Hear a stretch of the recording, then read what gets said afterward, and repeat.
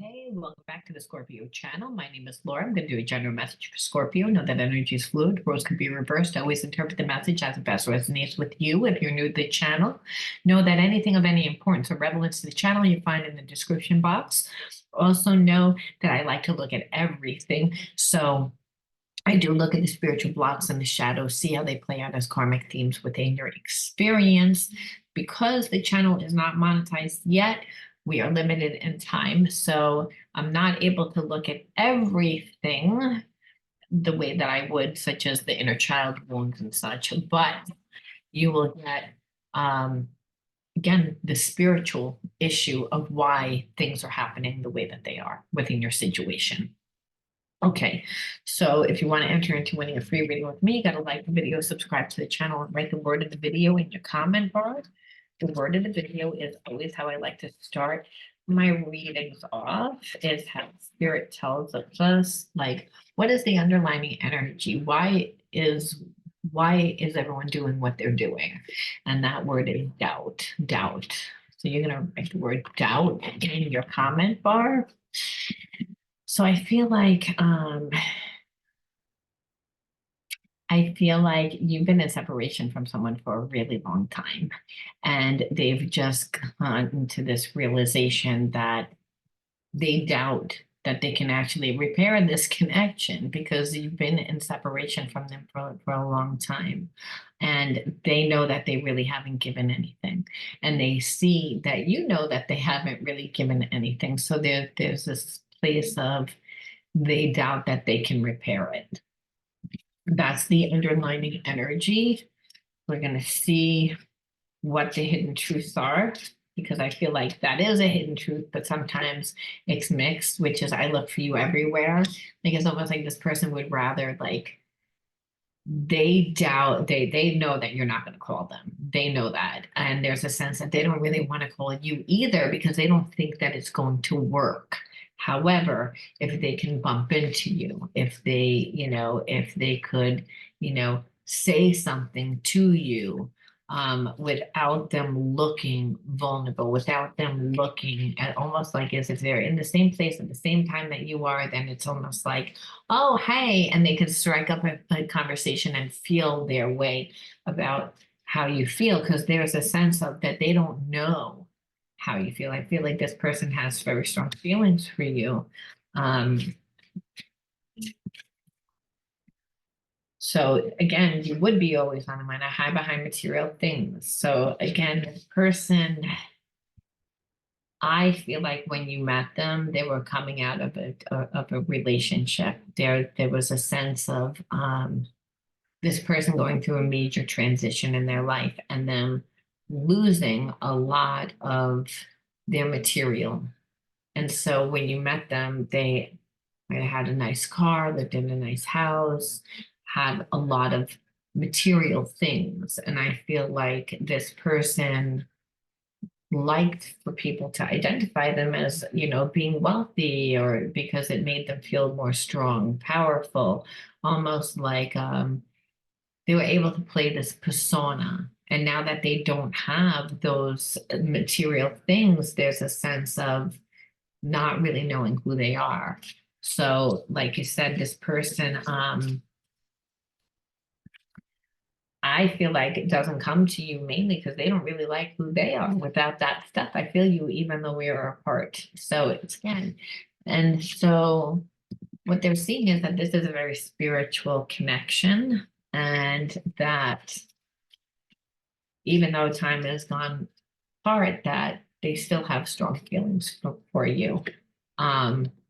This is as accessing past life wisdom. So it's again, they feel like you're a past life karmic mate. And so almost like karmic soulmate, like you're supposed to be in their life. Do they know the term karmic soulmate? No. But do they feel like you're someone that's supposed to be in their life? Yes. And because of that, I feel like they have a lot of deja vus. So they look for you everywhere. You always seem to be on their mind. And it's like the memory of you, the essence of you feels like home, which makes this person want to look even more. I see you working to change, to create change, and I'm proud of what you are accomplishing. I want to work on a mission with you. So this person doesn't really feel like you get affected by much, because it seems that you're always put your energy and time into work into yourself. And this person is a lot like that. So they admire what you're doing. They see that I feel like you're someone that is in the public eye. You're someone that gets a lot of attention. Even if people aren't per se showing you attention, you make a lot of, like, people, all eyes are always on you. I feel like this person feels like, even if, you know, you don't like see it. It's like people know of you, people see what you do, people are curious about you. They might have mixed reviews about you. Nevertheless, you're still someone that's out in the world, that's doing stuff, that's creating change. I feel like for a lot of you guys are influences. Our energy is stagnant. And so what happens is that you don't move.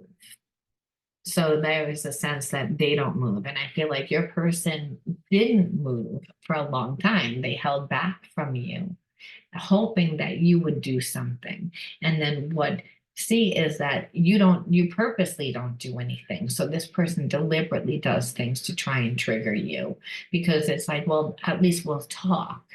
It's like they don't approach you the right way, is what I feel.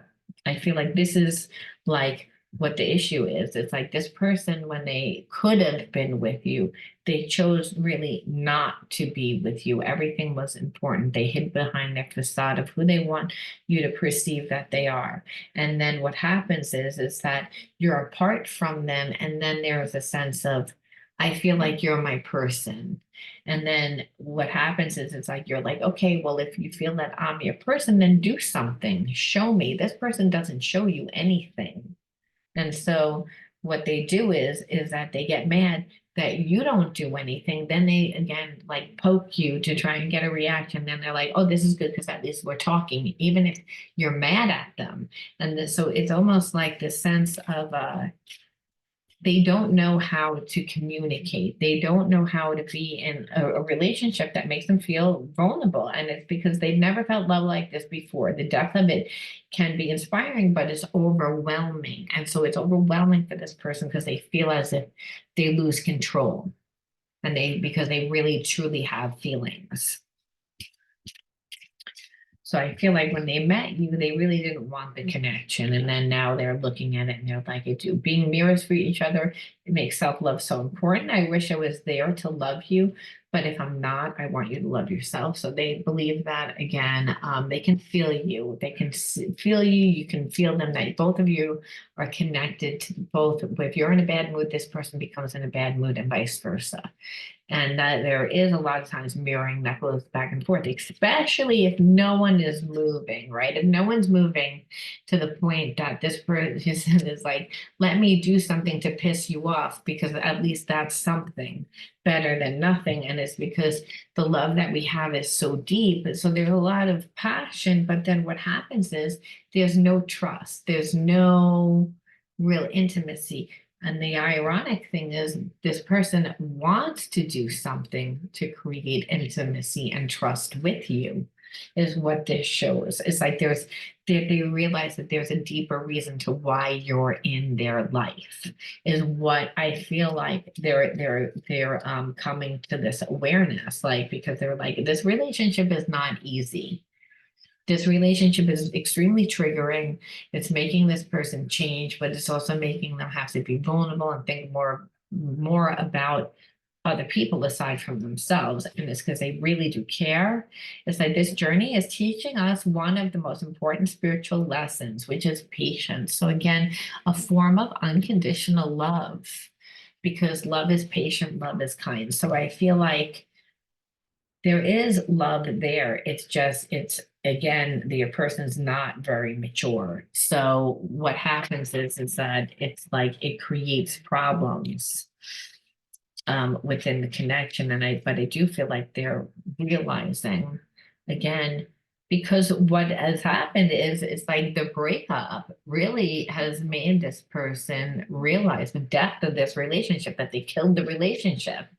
And so there is a sense that they've been trying to figure out a way back for 6 to 9 months. I feel like, again, I told you this person held back for a while.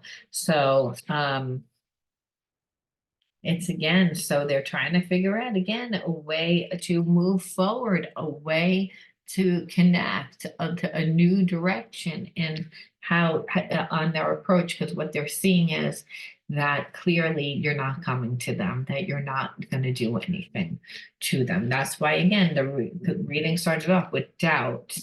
But then we go back to Mira, which is, it's again, this person is becoming more self-aware of why the relationship looks the way that it does,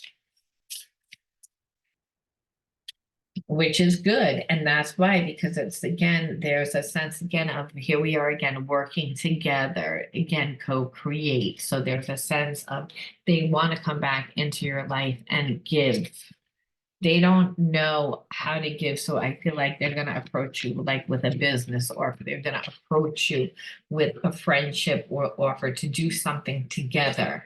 Maybe not romantic, but something that kind of connects you, that they can earn your trust again. So I have to ask, why did you pull this person to you? And so it's again to find your magic. I said again, your separation. I feel like you put your time into yourself.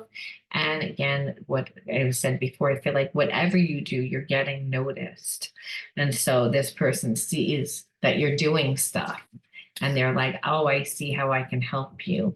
But it was mainly, again, so that you can find your own talents. Not all the time are your shadows, your wounds, and to see that you are your own support. If you didn't have the support growing up, because that's again what these inner child parts are, show where we are wounded, what we needed to integrate or heal or find. And that was again support, realizing that we are our own support when we again put our time and effort into our own energy, right? We find our own magic. And that's our talents, our visions, our things that stir up our soul. That's what connects us to other people. That actually is what gives us the support, right? That we are actually our own support. And that is what brings us hope. Again, maybe not having support, there was no hope. So you didn't really invest in yourself. So this relationship made you put your energy into yourself. And let me tell you, people are noticing, everyone's noticing, especially this person. I'm going to leave that there, Scorpio. You let me know how you resonated, and I'll talk to you soon. Bye.